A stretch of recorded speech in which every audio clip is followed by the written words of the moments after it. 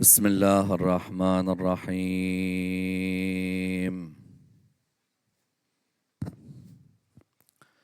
عظم الله أجورنا وأجوركم بمصابنا بسيدنا ومولانا أبي عبد الله الحسين عليه السلام،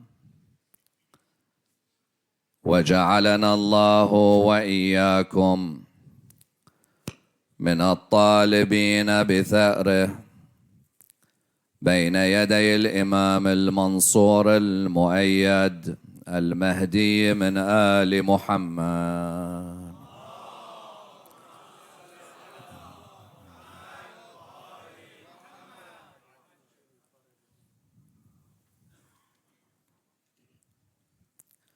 الحمد لله رب العالمين، والصلاة والسلام على سيدنا وعظيمنا وحبيب قلوبنا وشفيع نفوسنا أبي القاسم محمد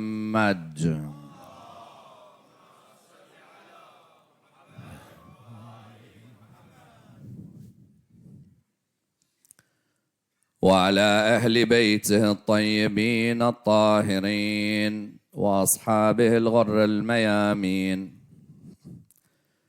الحمد لله الذي جعلنا من المتمسكين بولاية سيدي ومولاي علي بن أبي طالب.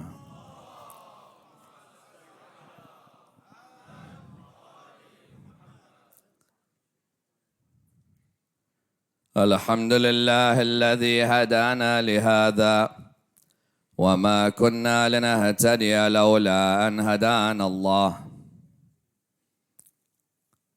أما بعد، يقول الله في كتابه الكريم: بسم الله الرحمن الرحيم. إن فرعون علا في الأرض وجعل أهلها شيعا يستضعف طائفة منهم يذبح أبناءهم ويستحيي نساءهم إنه كان من المفسدين. ونريد أن نمن على الذين استضعفوا في الأرض ونجعلهم أئمة ونجعلهم الوارثين. The first of our salawat in honor of Rasulullah Muhammad sallallahu alayhi wa alihi wa sallam. Allah.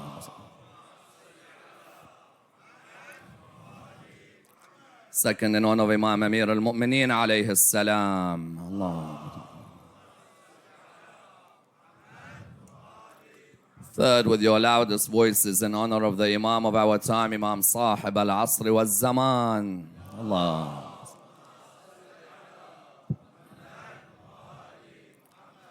Respected scholars, brothers and sisters, Assalamu alaikum wa rahmatullah wa barakatuh.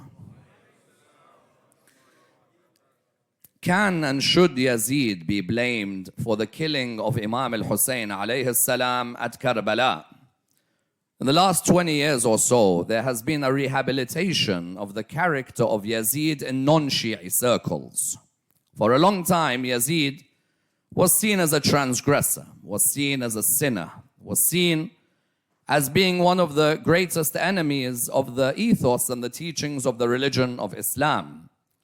But then all of a sudden, in the last 15 or 20 years or so, you see in different parts of the world that a movement emerged that sought to exonerate Yazid from the crimes of the 10th of Muharram. On the one hand, you found, for example, famous speakers who emerged, who started to even put certain amounts of doubts regarding his role. One looks at Zakir Naik, for example, in India, and sees him saying in one particular line, Yazid radiyallahu anh. Yazid, may Allah be pleased with him. Then you see other prominent scholars, such as Sheikh Yasir Qadhi, a prominent scholar in the US, who in discussing what took place on the 10th of Muharram and the aftermath, says that Yazid also reached a stage in his life where he was regretful about what he did. That when he thought about what took place and saw what happened to the family, of the Prophet, peace be upon them, Yazid thought to himself that woe be unto me. And that you find that in certain pieces of literature, it says that Yazid said, may Allah curse Ibn Ziyad. What has he brought upon me? That image therefore highlights that Yazid was quite repentant. You'll see this, for example, in certain early sources when they discuss Karbala, because we know that the majority of sources that discuss Karbala tend to be non-Shi'i sources, not Shia sources. Many times people imagine that the discussion of what took place in Karbala is in Shi'i sources. No, there were Shi'i sources that discuss what took place in Karbala, but many of them are not extinct, or many of them need some sort of reconstruction because they're not all with us. But if I go to an author like Tabari, or I go to Ibn Kathir, or Ibn al-Athir, or Dhahabi, or others, they've all discussed what took place in Karbala. So they show, on the one hand, that Yazid blamed it on Ibn Ziyad. That's how they say that Yazid, as we know, could not be blamed for Karbala according to them, because he was in Sham on the 10th of Muharram. Logically, Yazid was in Sham. Ibn Ziyad was where? Ibn Ziyad was in Kufa. So the blame all then went eventually on Umar bin Sa'ad. That Umar bin Sa'ad is to blame for Karbala. Ibn Ziyad, Ibn Marjana was in Kufa. Yazid bin Muawiyah was in Sham. Then you find others, such as the Mufti of the Hijaz, coming forward and saying that actually Imam Hussain is to blame for his own death. Imam Hussain alayhi salam rose against the Khalifa of his time. Therefore, Imam Hussain alayhi salam is the one to blame, not Yazid. Yazid has a certain Shari'iyah or a certain legitimacy to his rulership. So you found that in the last 15 years or so, this began to creep in. Naturally, for some people, when they want to exonerate or defend Yazid for his actions, it's also because of his father. There are some who recognize that his father is a Sahabi. His father is a companion of the Holy Prophet, peace be upon him, and his family. And therefore, they want to defend anyone who, for example, is related to a companion. That's why you'll see some of them saying that yes, Yazid may have been bad, but his father is a companion. Therefore, for us, it's not good akhlaq to talk badly about Yazid. His father, Muawiyah, is a Khalifa. He is, of course, Khal al-Mu'mineen, something Muhammad bin Abu Bakr never got the honor of in his life.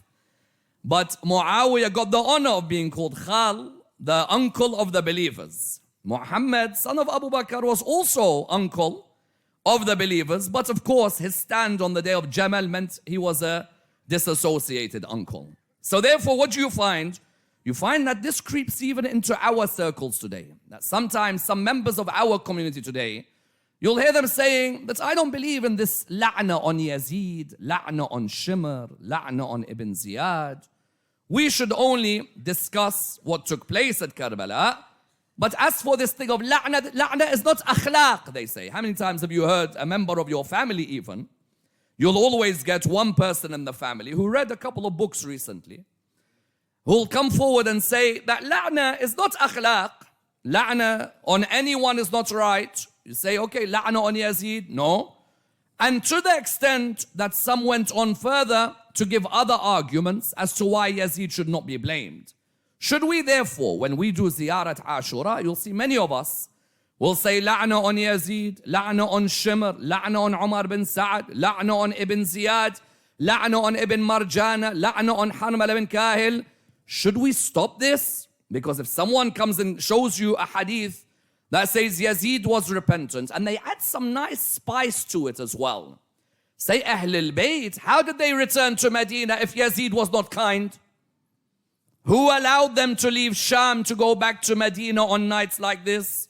Yazid was the one who allowed Sayyida Zainab alayhi salam not just to return back to Medina, but that Yazid also was the one who said to Sayyida Zainab and Imam Zain al-Abidin, he said to them that, what do you want me to do? You all know the famous narration. I will give you whatever you want. Therefore, someone who you do la'na on when he has said to the Ma'soomeen, I will give you what you want. How could you do la'na on that person?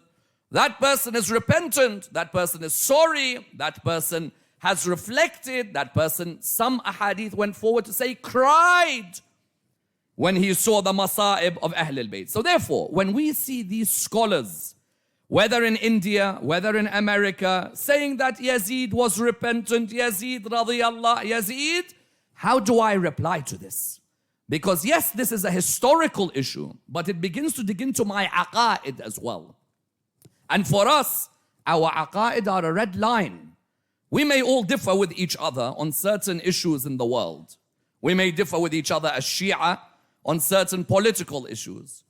We may differ with each other as Shia on certain communal issues.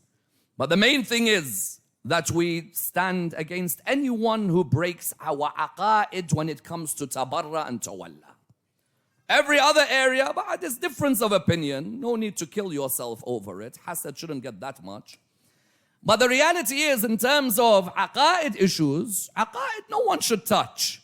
Therefore, this issue, in a way, is historical, but touches our aqa'id as well. Let's tonight examine whether Yazid should be accused for what happened at Karbala, or should the blame only go on Umar bin Sa'ad and those who were present in Karbala. And I'd like to do it in the following stages. Number one, when Imam Zayn al-Abidin meets Minhal, the son of Amr in Sham, and Minhal asks him, O Zayn al-Abidin, how have you seen Sham today?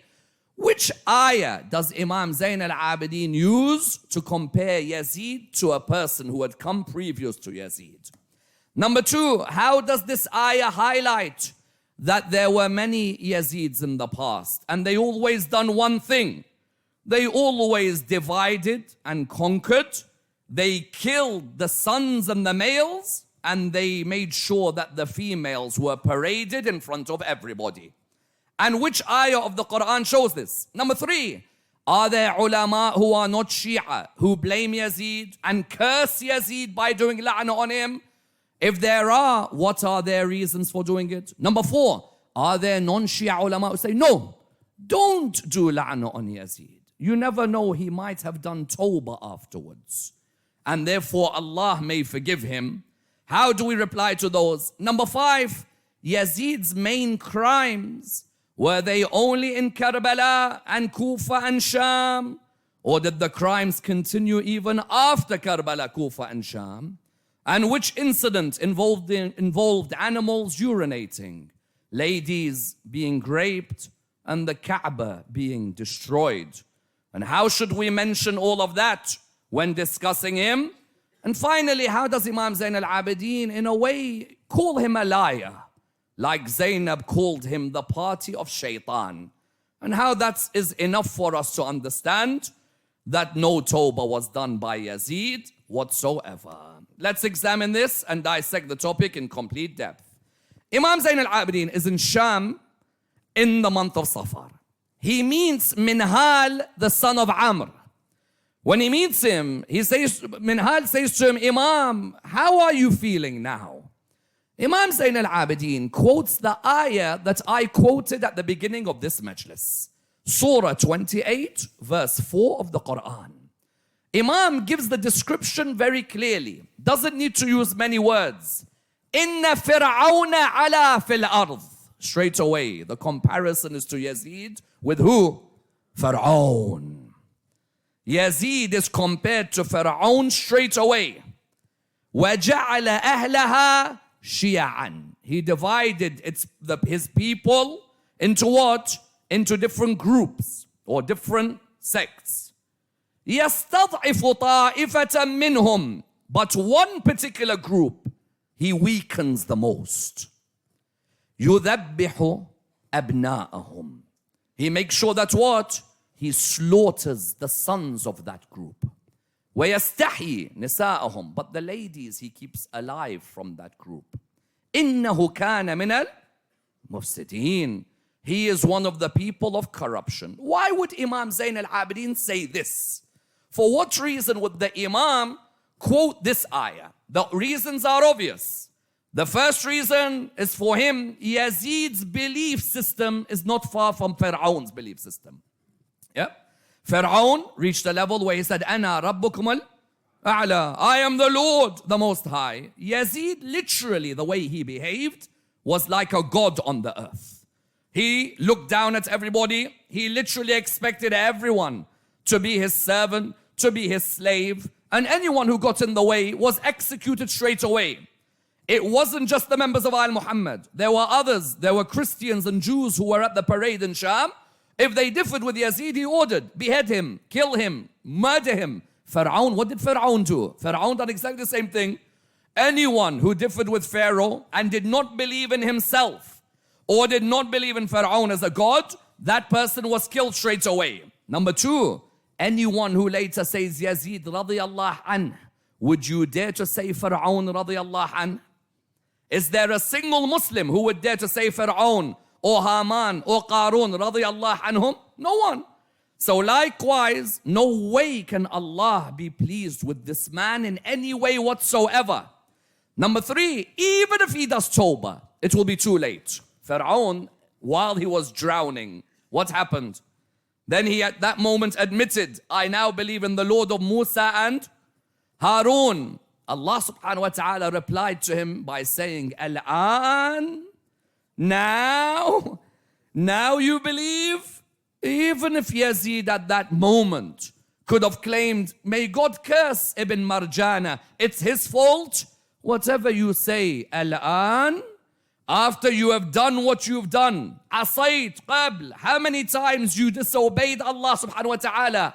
People like Yazid don't change. And that's why this myth that Yazid, if he prayed Salat al-Ghufayla between Maghrib and Isha for 40 days in a row, Allah would forgive him. This is all nonsense.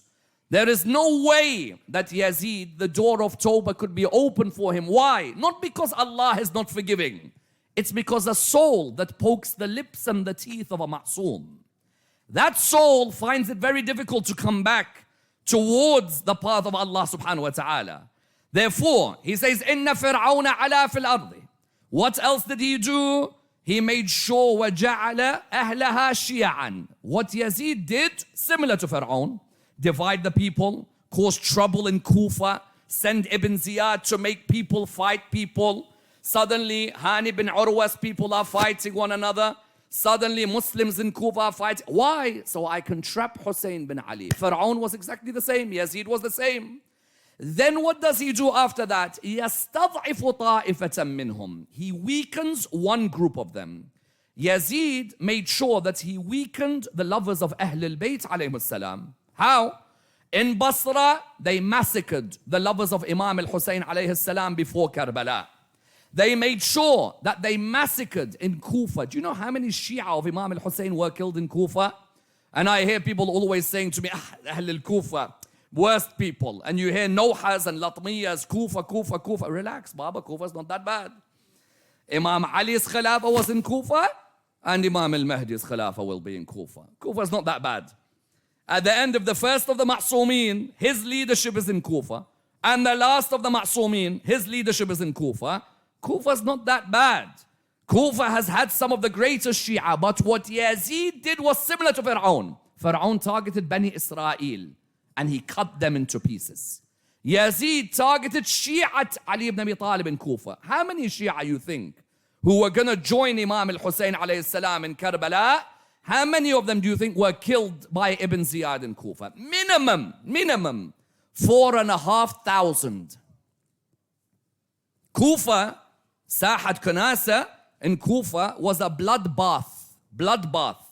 Anyone who was Shi'at Amir al-Mu'mineen, when I say Shi'at Amir al-Mu'mineen, those who believed in Imam Ali alayhi salam as someone chosen by Allah, as someone ma'soom, as someone the nas on him was on the day of Ghadir, not Shi'at of Imam Ali who agreed with Imam Ali against Muawiyah but didn't necessarily believe in him as ma'soom. The ones say the Zainab attacks are the Shia in the sense of group, not theology. They agreed with Imam Ali, Imam al-Hussain against Bani Umayyah, but they never believed in the idea of tashayyu', which we believe in, a designation from Allah, a ma'soom presence on the earth. Sayyidah Zainab, when she talks of Ahl al-Kufa, Sayyidah Zainab is trying to make clear that those who let my brother down in Kufa are those who weren't believers in Amir al-Mu'mineen's wilaya. They were from Ahl al-Kufa who were Muslim. Rather, Imam al-Hussain and Amir al-Mu'mineen Shia, they beheaded them one after the other in Kufa. Or they put Mukhtar al-Thaqafi and the likes in prison. Some were imprisoned and some were killed. Fir'aun, therefore, what did he do? يُذَبِّحْ أَبْنَاءَهُمْ.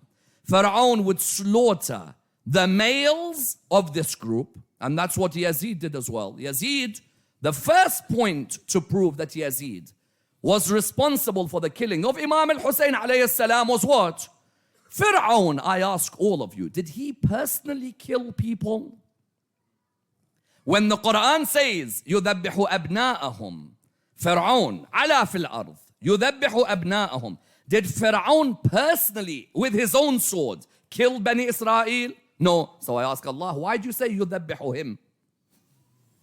I ask you, Saddam Hussein, when he was ruling Iraq, the many Shia who were butchered in Iraq, did Saddam Hussein personally come and shoot them? No. But all he has to do is give a command to a member of the Ba'ath party somewhere, go and kill that person. Fir'aun is the same. Allah, however, tells us it was Fir'aun who killed them. Ya Allah, Fir'aun is in his palace. These people are on the streets. How could you say it's him? Why? What Allah means is the one who gave the command is the one responsible for the killing. Yes? This is a vital point.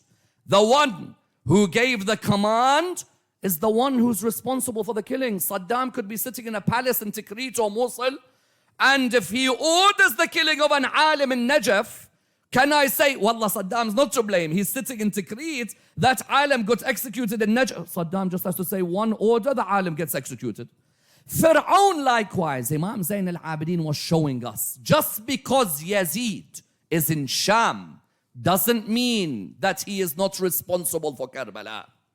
The same way Fir'aun could be having a holiday on the Nile, it doesn't matter if he's oppressing others, he's the one who gives the command. The first proof, therefore, was this ayah. That the ayah said Fir'aun killed Bani Israel, but Fir'aun did not himself go and behead them. Likewise, Yazid not being at Karbala does not mean that he's not the one who issued the command. Sallu ala Muhammad wa ali Muhammad. Please. Let's have a second louder salawat. If I can request the doors to be closed, because I don't know, I think someone's going to come and sit with me on Mimbar very soon. Sallu ala Muhammad wa ali Muhammad.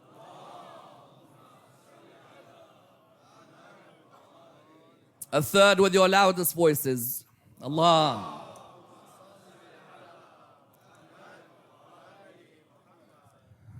So therefore, number one, Fir'aun, Yazid, Imam Zayn al-Abidin compares the two. Don't ever talk about Tawbah. This is a man who believes he's God on earth. And a man who was not at Karbala, but like Fir'aun, ordered the killings at Karbala. Number two, Yazid was the first to order the beheading of Imam al-Hussain. Where? Medina. All those who blame the people of Kufa and say the Shia of Kufa let Imam al-Hussain down. Wallah, if Medina had stood up for Imam al-Hussain, there would be no need for Kufa. When someone tells you, you Shia, because of your guilt, you go ziyarah. You're guilty that you let Imam al-Hussain down, so you cry every year. It was me who let Imam al-Hussain down, or Medina staying quiet when Umayyads threatened Imam al-Hussain. Yazid's first order for the beheading of Imam al-Hussain was not Karbala. Not Karbala. The first order was where? The first order was in the land of Medina. In the land of Medina, Yazid had told his governor, kill Hussein if he does not give me bay'ah. Subhanallah, same as Fir'aun. Anyone who doesn't pledge allegiance to Fir'aun, kill them. Anyone who doesn't pledge allegiance to Yazid, kill them. Yazid, therefore, someone comes and tells me Yazid was not at... Baba, Yazid was the reason Imam al-Hussain left his house. Yazid ordered his governor, you capture Hussein. Number two, I ask you, can anyone's blood be shed near the Kaaba? Can even the mosquito or the fly, if it comes on my body in ihram, I ask you, can you now come and kill that fly? No. But you kill the grandson of Rasulullah near the Kaaba. Even our non-Shia brethren have a hadith when Abdullah bin Umar is asked. He's asked about a particular mas'ala about the fly and water and all of this.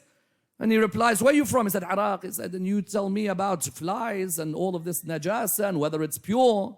And you did what you did to the people to Imam Hussain alayhi salam. We reply, no, not the people of Iraq. Mecca saw Imam Hussain not be able to complete Hajj. One of the biggest insults in our history. That the man who that Kaaba was created for cannot do tawaf of that Kaaba. Yes. Imam al-Hussain, why did he leave Mecca? He left Mecca simply because Yazid had ordered that you kill Hussein near the Kaaba. Therefore, Yazid bin Muawiyah, point number 2, whether it was in Medina or Mecca way before Karbala, he had said, wherever you find Hussein, if he does not give bay'ah, then make sure that he is killed. Number 3, even when you get to Karbala, you see at Karbala, Umar bin Sa'ad, not wanting to press ahead with the order of war. Umar bin Sa'ad did not want to press ahead with the order of killing Imam al-Hussain alayhi salam. He wanted to find a way in which Imam al-Hussain gives bay'ah to Yazid, and then Imam al-Hussain goes home and Umar bin Sa'ad goes home. It was others who were ordered by Yazid and pushed, such as Ibn Ziyad and Shimr bin al-Jawshan, and others who were promised all the luxuries of the world. And Umar bin Sa'ad eventually gives in to this. Imam al-Hussain meets Umar bin Sa'ad for 3 hours on the night of Ashura. 3 hours. Imam al-Hussain, Umar bin Sa'ad, 3 hours they talked. Why, Aba Abdullah? Why? Why do you need to talk to him for 3 hours? To give him one last chance. He told him that, believe you me, whatever Yazid promises you. Look, Imam al-Hussain is not saying Yazid did not do it. No, Yazid, whatever he's promised you, don't listen to him. Allah will reward you with that which is more. 3-hour convo. That is the biggest lesson. Don't give up on people. Talk to them until the end. If they change, they change. Hur bin Yazid al-Riyahi changed the next morning. If they don't change, they don't change. Umar bin Sa'ad said, but he promised me Ray and so on and so forth. Look, who promised what? Yazid promised Umar bin Sa'ad, you kill Hussein and I'll make sure that what? I'll make sure that Ray is given to you. Now you tell me Yazid's not to blame. He's offering pieces of land around the Islamic world to people who kill Imam al-Hussain alayhi salam. Number 4, who ordered the heads to be paraded? Of course, the apple doesn't fall far from the tree. Don't you agree? The first person who put a head of a Muslim on a spear in Islam was Muawiyah. When he put the head of Amr bin Hamaq al-Khuza'i, companion of Imam Ali, on a spear and paraded it in public. How disgusting a religion became that 50 years after the mercy to mankind was walking on the earth, his people were putting heads on spears. And I tell you, sometimes when I saw ISIS, I knew that Islamic history was true. Sometimes people learn these things in history and they're like, are you sure? Is this not exaggerated? How do you know? When we saw ISIS playing football with heads, we believed our history. He wanted the heads to be paraded on spears. Why would Yazid order for heads to be paraded? If you're someone who's not to blame, why would you parade? To make it clear to the empire, like Pharaoh used to make it clear.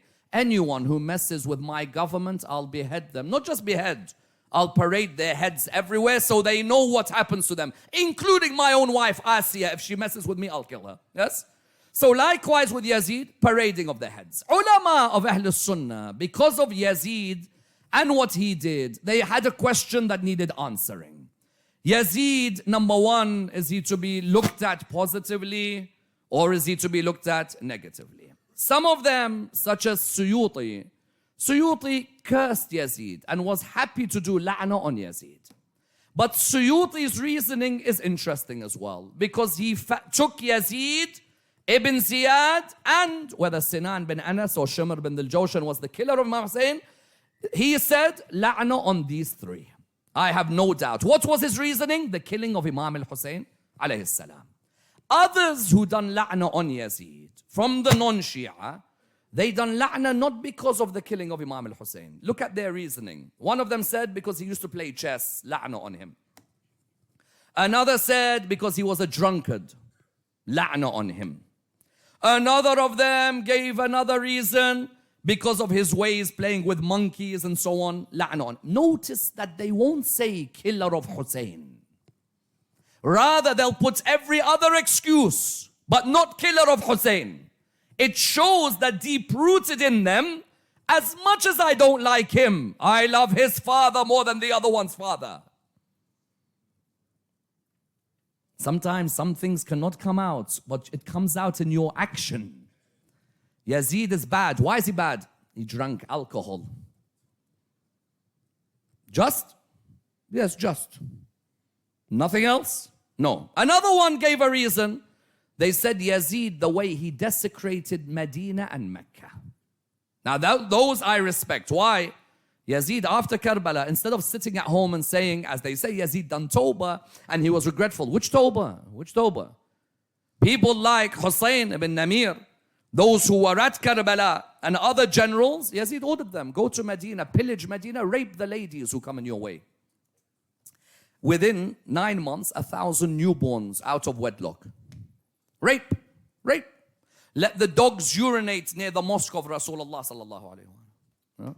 Go around, the dogs are urinating, ladies are being raped. This is the beauty of our history as Muslims, mashallah. And they tell me, I love it when they say, Wallah, the best generations, the tabi'een, what tabi'een, which tabi'een? Which?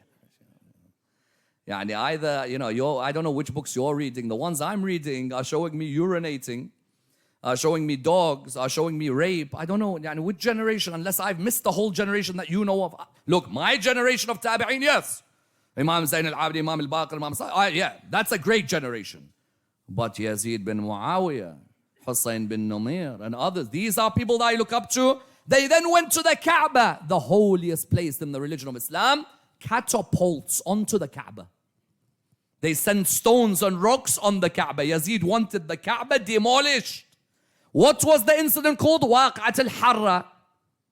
Type it. Hurra or Harra, some pronounce it differently.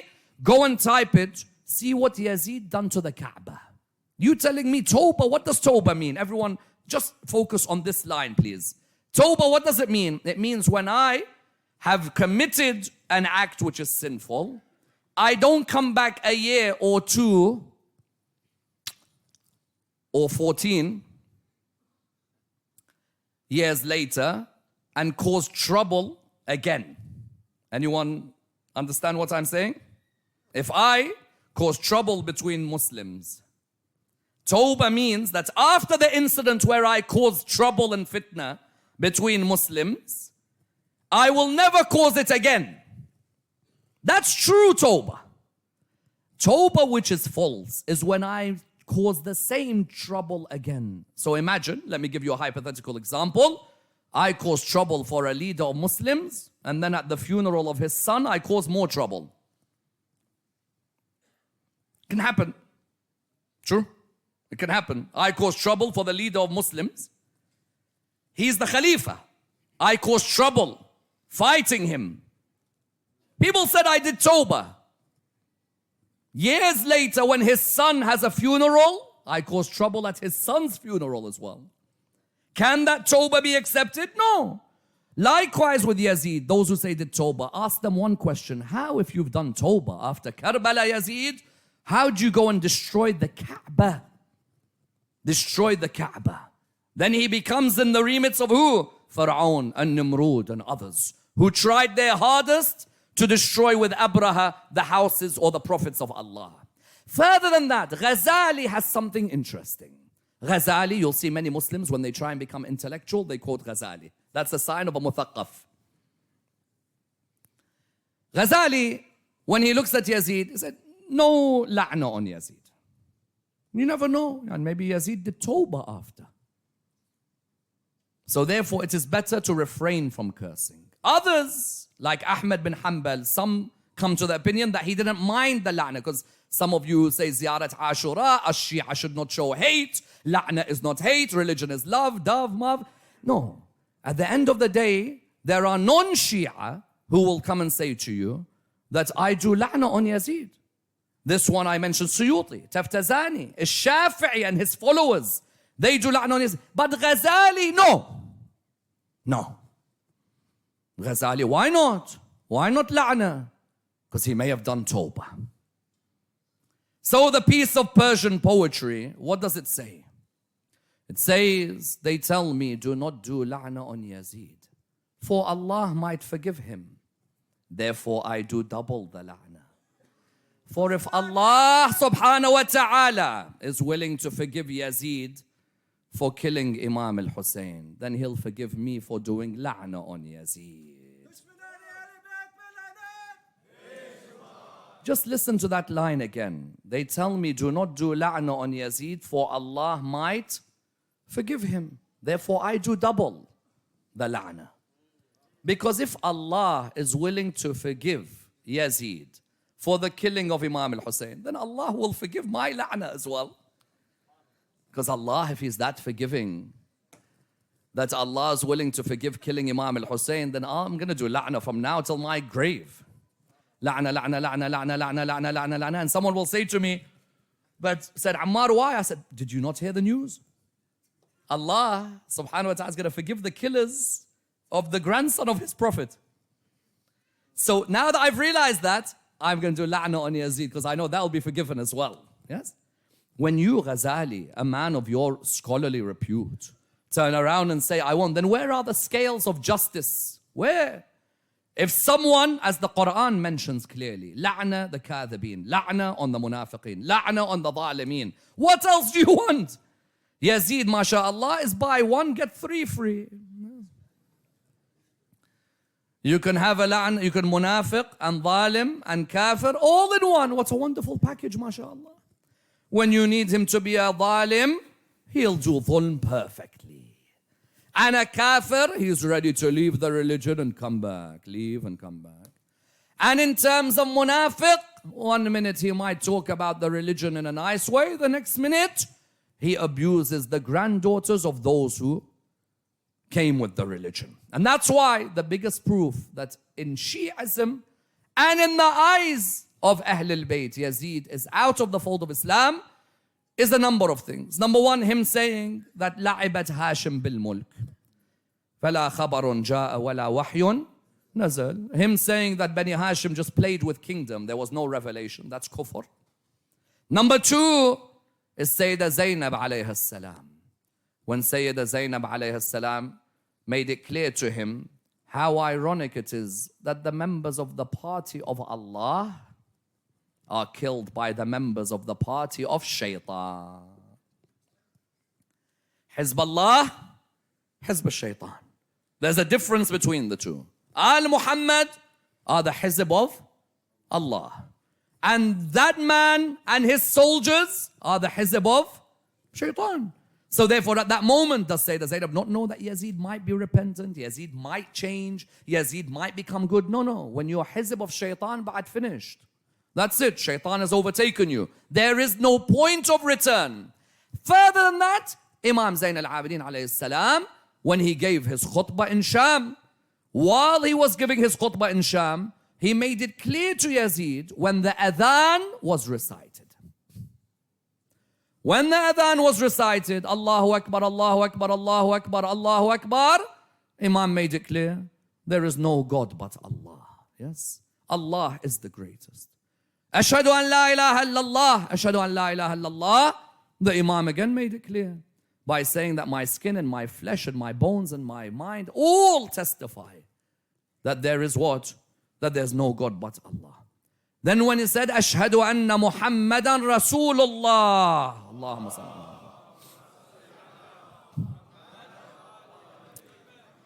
When he said that, he said to him, Oh Yazid, is Muhammad your grandfather or is he mine? If you say he is yours, you're a liar. But if you say he is mine, then why did you do what you did at Karbala? Not anyone else. Not Umar bin Sa'ad. When I do la'na on Umar bin Sa'ad and Shimr and Yazid, I'm making a point that's clear. And that is, if I love truth, I hate falsehood. And if I love justice, I hate injustice. And if I love Al Muhammad, I hate their enemies. That's all it is. I'm doing a dua asking Allah to withdraw His mercy from the enemies of Al Muhammad. So Yazid, therefore, all of these were the crimes that highlighted his hatred for Ahlul Bayt alayhim salam. His willingness to give the daughters of Imam Hussain away as slave girls for people. Because of all the incidents that breaks your heart. And the biggest proof that this man had hate, that this man was responsible for Karbala, was what he ordered happens to the children of Al Muhammad. That's the biggest proof that where this man was. What did Imam say? Imam told Minhal, we are like Bani Israel. يُذَبِّحُ أَبْنَاءَهُمْ وَيَسْتَحْيِ نِسَاءَهُمْ. That's what he done. He killed our sons, and our women he paraded.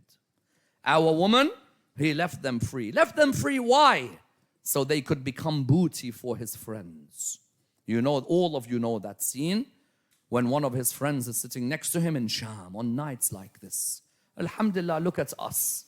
We're all sitting here comfortably. There's no chains on your hands. And there's no one to whip your back. And there's no men who are strangers looking at you who hate you. Yazid would look at some of the people and he would say, these are the daughters of the man who defeated you at Khandaq and Khaybar.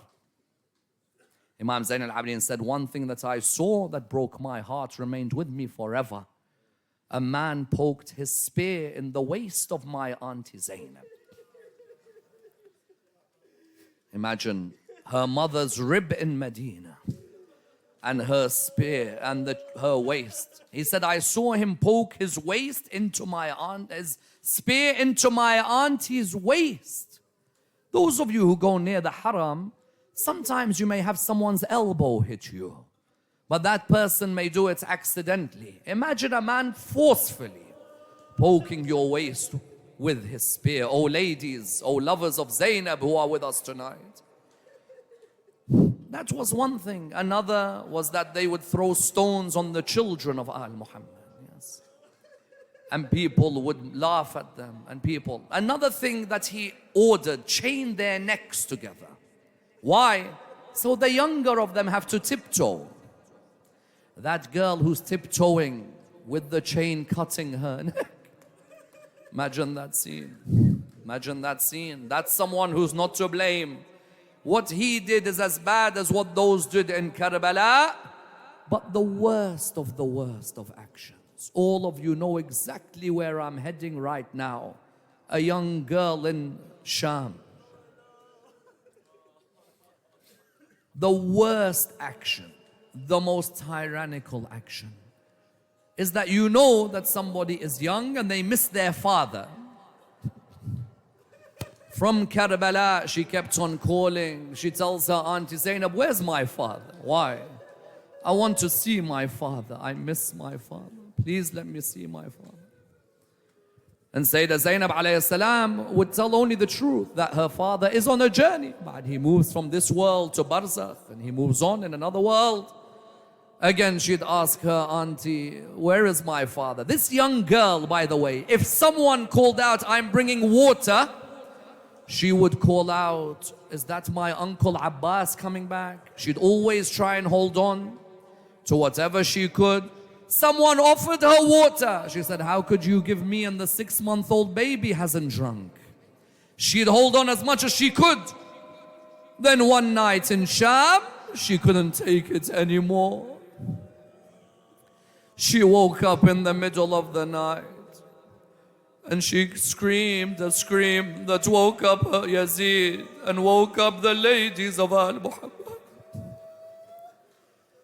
Those of you whose daughters are not with you tonight, imagine your daughter woke up screaming. Imagine your daughter far away from you woke up. She woke up in the middle of the night. She called out, I want to see my father, Aba Abdullah. How many of you here in this majlis, I want to ask all of you, how many miss your fathers? How many wish you could see your father one more time? How many wish you could embrace your father one more time? That feeling of being next to your father, hugging your father, that's all she wanted. So when she woke up, she said to her auntie, I want to see my father now. I saw him in my dream. That scream, none of us will know how loud it was, but Yazid woke up. When he woke up, he turned around to his guard. He said, what was that? He said, Hussein's young one. He said, and what does she want? He said, she wants to see her father. He said, very well, take her father's head to her. How cruel can a human be for him to say, take her father's head? All lovers of Bibi, all of you, this is your night. You are next to her father. Show him how much you love her. They entered upon the room. She looked at her auntie Zainab. She said to her auntie, why do they bring me food? Whenever I said I'm hungry. The moment she removed the cover, she saw the holy head of Abu Abdullah. Imagine seeing your father's head severed from his body. Imagine seeing your father's beard drenched in blood. Father, Father, Father, who severed your head from your body? Father, Father, Father, who dyed your beard with all that blood? Father, Father, Father, how could I be an orphan at such a young age? My father, where were you when they slapped our cheeks? Where were you when they hit my auntie Zainab? Where were you? Where were you when they paraded us in the streets? All of a sudden, a voice was heard. Inna lillahi wa inna ilayhi raji'un. I ask you one question. How many times did they repeat that ayah in 1 month? Some of us, when we lose one person, we cannot take it. What heart did Zainab have?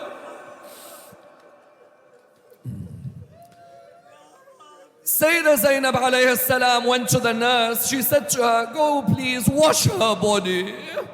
Go and give her ghusl if you don't mind. The nurse said, no problem, I'll take her body. She's a young girl. The nurse went and then the nurse returned. She looked at Zainab. She said, I'm sorry, I cannot wash her body. Why? Why? It's a young girl. I'm sorry, I cannot wash her body. Zainab said to her, why? She said, was she ill when she died? Sayyidah Zainab called out to her, no, she wasn't. Why do you ask? She said, what are all the blue marks all over her body? Allah. Those aren't the marks of an illness. Rather, they're the marks of Shimmer's whips on her body. I'm gonna leave you all with this one line. When they return to Karbala in a few hours' time, Sayyidah Zainab went to Abu Abdullah. She sat by the body of Abu Abdullah. She said to him, all of them you asked me to keep as an amana. All of them. I've come back with all of them except one. That one I left in Sham. She wouldn't leave your head when she saw it.